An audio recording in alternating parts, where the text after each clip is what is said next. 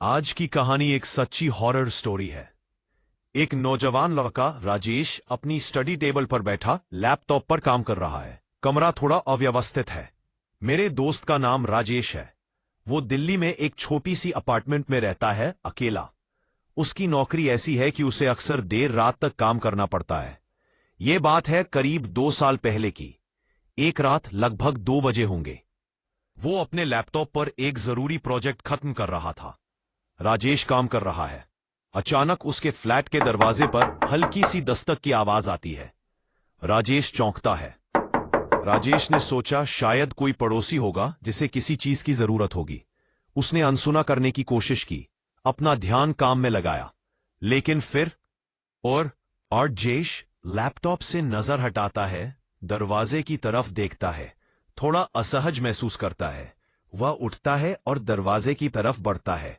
दरवाजे के पास गया। दरवाजे पर कोई पीपहोल नहीं था। यह एक पुराना अपार्टमेंट था।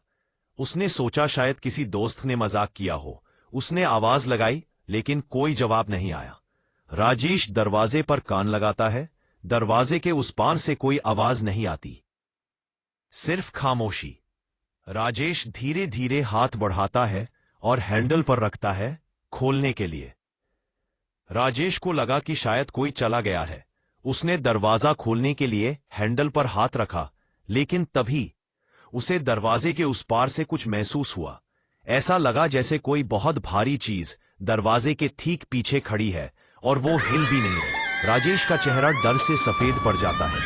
वह अपना हाथ दरवाजे से हटा लेता है, पीछे हटता है, लाइट बंद करता है और दरवाजे को घूरता है। राजेश का दिल जोरों से धड़क रहा था। उसे लगा जैसे दरवाजे के पीछे से एक अजीब सी ठंडी हवा उसके शरीर को छू कर निकल गई हो। उसने जल्दी से अपना हाथ हटाया और पीछे हट गया। उसने कमरे की लाइट बंद कर दी ताकि बाहर वाले को लगे कि अंदर कोई नहीं है। राजेश कोने में सिकुड़ कर बैठा है, दरवाजे को देख रहा है। सन्नाटा। फिर हल्की सी खरोंचने की आवाज आती है दरवाजे पर। खामोशी। कुछ देर के लिए राजेश सोच रहा था कि उसने क्या महसूस किया। फिर एक और आवाज आई।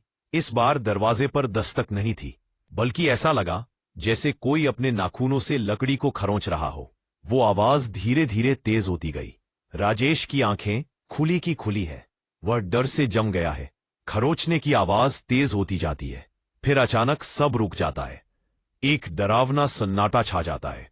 राजेश अपनी जगह से हिल भी नहीं पा रहा था। उसका पूरा शरीर पसीने से भीगा हुआ था। वो आवाज लगभग 5 मिनट तक आती रही और फिर बस एकदम से सब शांत हो गया। एक भयानक सन्नाटा जो उस खरोंचने की आवाज से भी ज्यादा डरावना था। पहनती सुबह हो जाती है। सूरज की रोशनी कमरे में आ रही है। राजेश जमीन पर सोया हुआ है, थका हुआ और डरा हुआ। वह धीरे धीरे उठता है और दरवाजे की तरफ जाता है। अगली सुबह सूरज की पहली किरण के साथ ही राजेश को थोड़ी हिम्मत मिली। वो पूरी रात नहीं सो पाया था। उसने धीरे धीरे उठकर दरवाजे के पास जाकर देखा।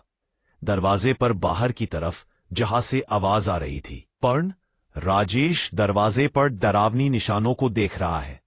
गहरे लंबी खरोंच के निशान, जैसे किसी बड़े जानवर या भयानक चीज ने खरोंचा हो। राजेश का चेहरा एक बार फिर डर से भर जाता है। ऐसे निशान जैसे किसी इंसान के नाखूनों से नहीं बनाए जा सकते। वो खरोंच इतनी गहरी थी कि लकड़ी भी निकल गई थी। राजेश आज भी उस रात को याद करके सिहर उठता है। उसने कुछ ही दिनों में वो फ्लैट छोड़ दिया। राजेश को नहीं पता था कि दरवाजे के पीछे क्या था, कोई इंसान, कोई जानवर या कुछ और। लेकिन उस रात के बाद से उसने हमेशा दरवाजे बंद करके सोना शुरू कर दिया। क्या आपने कभी ऐसी कोई अजीब या डरावनी घटना महसूस की है? हमें कमेंट्स में बताएं। अगर आपको ये कहानी पसंद आई तो वीडियो को लाइक करें, शेयर करें और हमारे चैनल को सब्सक्राइब करना ना भूलें। हम मिलते हैं अगली कहानी में।